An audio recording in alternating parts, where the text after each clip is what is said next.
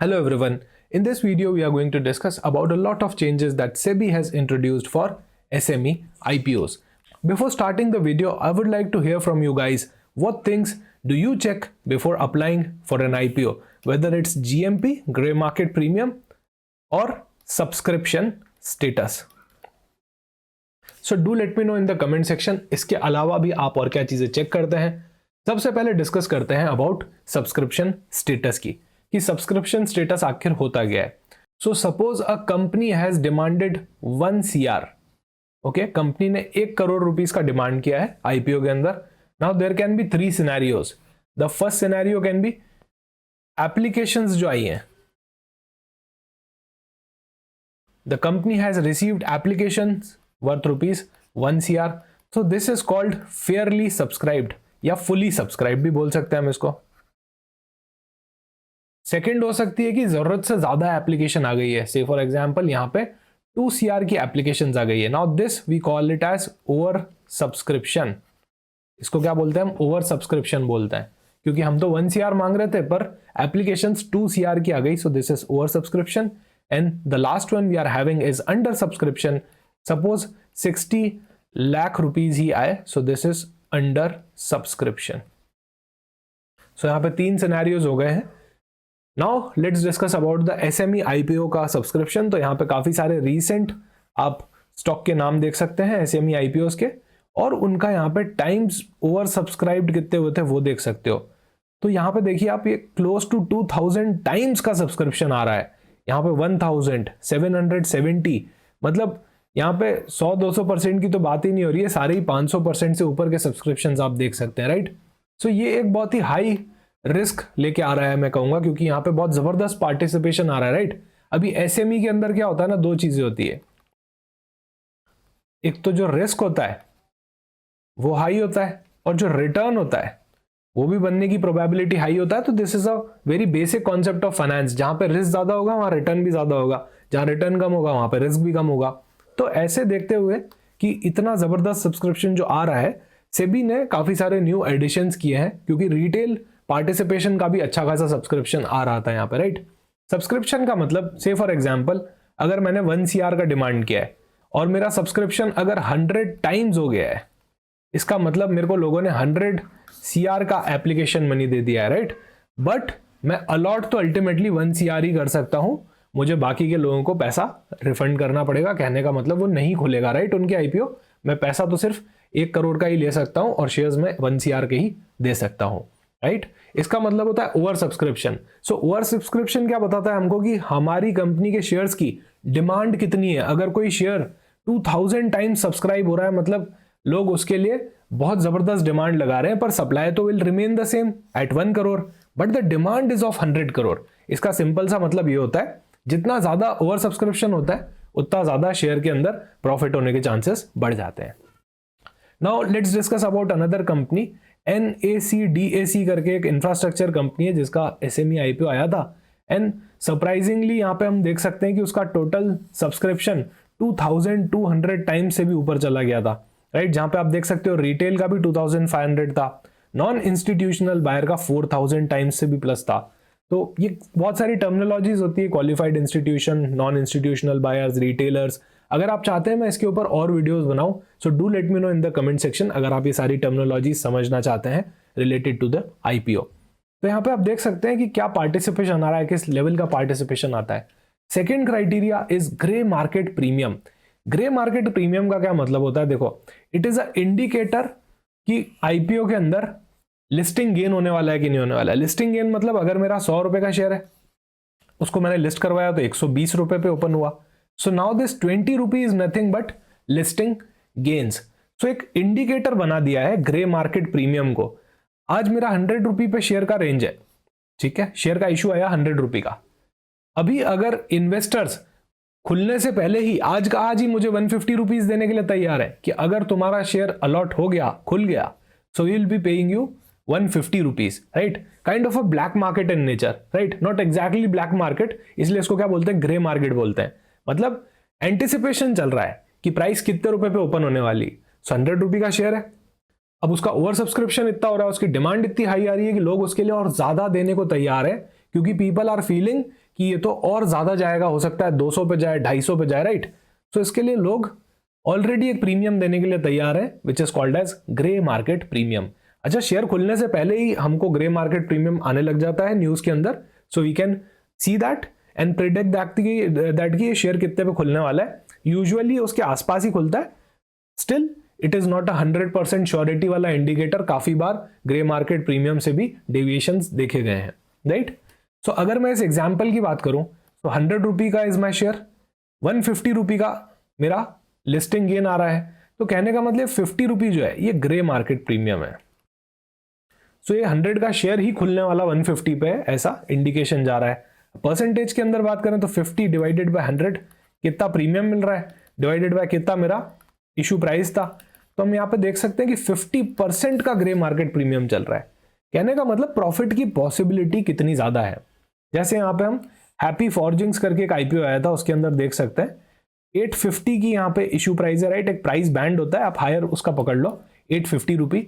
तो यहाँ जीएमपी आप देख सकते हो 200 रुपीज आ रहा है। कहने का मतलब ये शेयर की लिस्टिंग जो होने वाली है वो अप्रोक्सीमेटली 1050 के आसपास होने वाली है, राइट।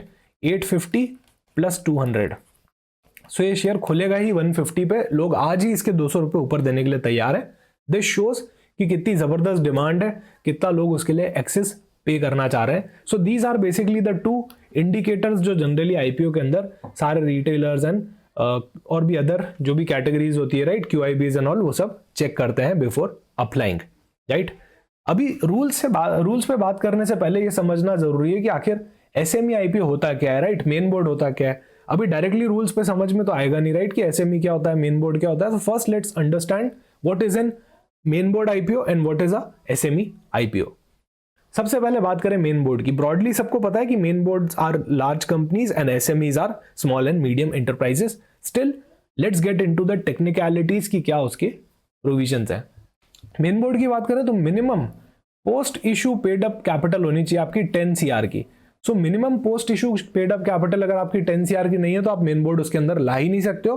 प्लस इनकी लिस्टिंग होती है बॉम्बे स्टॉक एक्सचेंज पे एंड नेशनल स्टॉक एक्सचेंज पे। ये हमारे इंडिया के दो बड़े एक्सचेंजेस हैं, right. If you talk about the small and medium enterprises का IPO, then the minimum post issue capital should be of 1 crore, कम से कम 1 करोड़ रुपए की तो होनी चाहिए, एंड मैक्सिमम 25 करोड़ की होनी चाहिए। अगर 25 से भी ऊपर है तो फिर आपको you need to shift to the main board side then, right. Main board की मिनिमम ही 10 CR है और SME की मिनिमम 1 CR है। बहुत कम लोगों को ये बात पता होती है कि जो ऑफर डॉक्यूमेंट होता है, राइट, एक IPO लगाने से पहले, IPO आने से पहले एक ऑफर डॉक्यूमेंट निकलता है कि आप क्या ऑफर कर रहे हो, राइट। सो इसकी जो वेटिंग होती है, वेटिंग मतलब चेकिंग, मेन बोर्ड की जो होती है वो सेबी खुद करता है, SME की स्टॉक एक्सचेंज करता है। आगे बात करें तो IPO का एप्लीकेशन साइज, क्योंकि मेन बोर्ड में थोड़ा कम रिस्क होता है, राइट, लार्ज कंपनीज होती है, तो वहां की एप्लीकेशन साइज भी छोटी रखी गई है, 10 से 15,000, राइट। यूजुअली ये हायर बैंड के पास में होता है 15,000 के। SME की यूजुअली अप्रोक्सीमेटली 1 लाख रुपीज करके कुछ आती है, क्योंकि यहाँ पे रिस्क ज्यादा है तो इसकी प्राइस भी ज्यादा रखी गई है। रिपोर्टिंग रिक्वायरमेंट्स की बात करें तो मेन बोर्ड्स को क्वार्टरली रिपोर्ट करना पड़ता है कंपनीज को, एंड SMEs को हाफ ईयरली रिपोर्टिंग रिक्वायरमेंट करनी पड़ती है। From financial year 2012 to October financial year 2025, around 15,000 crores has been raised by the SME listed companies on NSE Emerge। ये जो कंपनीज होती है ना, NSE Emerge और BSE SME, ये दो एक्सचेंज है, वहां पे लिस्ट होती है। तो 572 कंपनीज अब तक यहाँ पे लिस्ट हो चुकी हैं। Out of these 140 have migrated to the main board. So SME से मेन बोर्ड में माइग्रेट हो चुकी है 140 कंपनीज अब तक। अभी बात करते हैं रूल्स के बारे में कि सेबी ने क्या रूल में चेंजेस किए हैं। So the first thing is new rules aim to strengthen the framework for small and medium enterprises. तो सेबी को यहाँ पे काफी सारे लैग्स दिख रहे थे, काफी सारे इश्यूज दिख रहे थे, तो इसको स्ट्रेंथन करने के लिए, जो फ्रेमवर्क बनाया उसको स्ट्रेंथन करने के लिए लाए गए हैं। Seeking to raise funds via initial public offer. So the changes are targeted to ensure SMEs have sound practices, investor protection and robust financial disclosure. So practices को अच्छा बनाने के लिए, इन्वेस्टर को प्रोटेक्ट करने के लिए और रॉबस्ट फाइनेंशियल डिस्क्लोजर्स लाने के लिए ये सारे रूल्स आए हैं।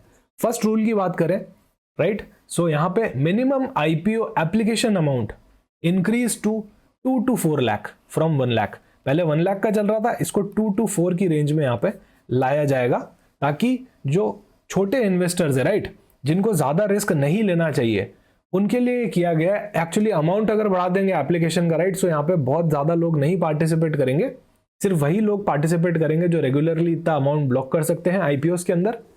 तो इसी वजह से अमाउंट बढ़ाया गया है, ताकि छोटे लोगों को यहाँ पे लॉसेस होने की प्रोबेबिलिटी कम हो जाए, रिटेल पार्टिसिपेशन थोड़ा सा कम हो जाए, because these are highly risky. SME must show EBITDA of 1 CR in at least 2 year of the last 3 financial year। तो पिछले 3 साल में से 2 सालों के अंदर आपका जो EBITDA है, EBITDA क्या होता है, बेसिकली आपका प्रॉफिट होता है, earning before interest tax and depreciation and amortisation, वो एटलीस्ट 1 CR आना चाहिए। क्या आना चाहिए? 1 CR आना चाहिए। अभी इबिट्टा क्या होता है ये हम किसी और वीडियो में डिस्कस करेंगे, हमारी फाइनेंस सिंप्लीफाइड वाली सीरीज के अंदर डिस्कस कर लेंगे डिटेल में। अभी के लिए आप उसको एक तरह से ऑपरेटिंग प्रॉफिट समझ लो, राइट? उसको आप एक बार प्रॉफिट समझ लो कि इबिट्टा मार्जिन क्या होता है, बेसिकली प्रॉफिट होता है। तो यहाँ पे सेबी वांट्स कि जो कंपनीज लिस्टिंग के अंदर आ रही है, लोगों का पब्लिक मनी जहां पे इन्वॉल्व हो रहा है, राइट, तो एटलीस्ट वो कंपनी प्रॉफिटेबल हो। काफी सारी कंपनीज जो लॉस मेकिंग होती है वो भी आईपीओ लेके आ जाती है, उसके अंदर पब्लिक का पैसा लग जाता है, राइट? सो ये सारी सिचुएशंस को प्रिवेंट करने के लिए, जो कि एक बहुत ही अमेजिंग स्टेप है सेबी के यहाँ से, कि उनका एबिट्टा मार्जिन कम से कम 1 CR है एटलीस्ट 2 सालों में, पिछले 3 साल के अंदर अंदर, तो तभी उनका आईपीओ ला सकते हैं, बाकी नहीं ला सकते। तो पहली लिमिट तो उनका एप्लीकेशन अमाउंट ही इंक्रीज कर दिया 2 to 4 लाख। दूसरी बात, उनका प्रॉफिट कम से कम 1 करोड़ का होना चाहिए 2 सालों में, पिछले 3 साल के अंदर, तब जाके वो आईपीओ ला सकते हैं। अगला restriction on share holders. So shareholders here are being restricted कि promoters can sell up to 20% of their holding collectively in an IPO। Promoter जो है वो 20% से ज्यादा सेल नहीं करेंगे। बेसिकली जो ऑफर फॉर सेल होता है OFS, मतलब प्रमोटर अपना कितना सेल करेंगे। एक तो होता है कि नया शेयर इशू कर दिया, और एक और होता है कि प्रमोटर्स जो है उन्होंने अपनी होल्डिंग बेच दी, तो उनको 20% से ज्यादा यहाँ पे बाहर नहीं जाना दिया जाएगा। ऑब्वियसली बात है, अगर कंपनी के ओनर को ही बिजनेस के अंदर ट्रस्ट नहीं है, वो खुद ही एग्जिट लेना चाह रहे हैं, तो फिर पब्लिक का मनी वहां पे क्यों लगाया जाए। No single share holder can sell more than 50% of their holding. कोई भी एक सिंगल शेयर होल्डर 50% से ज्यादा नहीं सेल कर सकता है। Promoter holding about the minimum promoter contribution. SEBI ने कुछ मिनिमम प्रमोटर कंट्रीब्यूशन का लिमिट फिक्स कर रखा है। अगर आपको उससे ज्यादा बेचना है तो उसके ऊपर क्या लगा दिया गया है, लॉक इन लगा दिया गया है।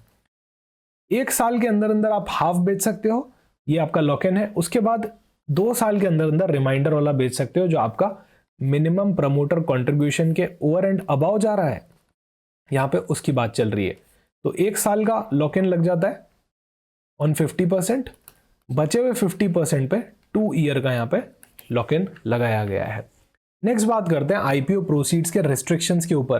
Cap on general corporate purpose which is also called as GCP is limited to 15% of the total raised amount और 10 crore whichever is lower.